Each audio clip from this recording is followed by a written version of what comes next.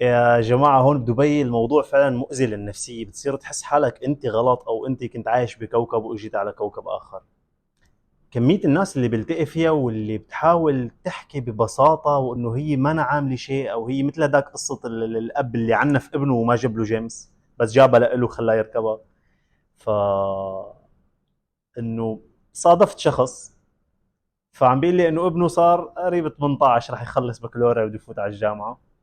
فقال ما لباله اللي بده اياه ولا نفذ له اللي بده اياه، جاب له بس بي ام دبليو، بس بي ام دبليو جاب له. قال ليش؟ مشان يروح على الجامعه معه بي ام دبليو، طبعا مو موديل السنه، يعني جاب له بي ام دبليو يعني 2020 21 22، هاي اللي بيحلم فيها كل الشعب السوري. آه قالوا بس هي، قال هي لانه ما كان انه هيك شادد حاله وممكن حاله.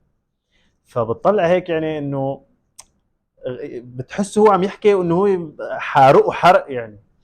وانا ما بعرف شو بدي اقول له، يعني بقول له والله معك حق، بقول له ما معك حق.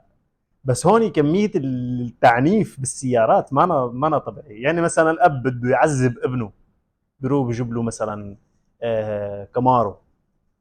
مثلا اب بده ما رضيان على بنته، بيروح بجيب لها مثلا شغله هيك، تاهو، جيمس، هيك. اما اللي بيكونوا رضيانين عليه واموره طيبه هذا لامبورجيني فيراري. طبعا مو الكل يعني، بس الفئه الضخمه هون هي كلها اللي عم تتصرف هيك، والا نحن الحمد لله، الحمد لله على كل شيء.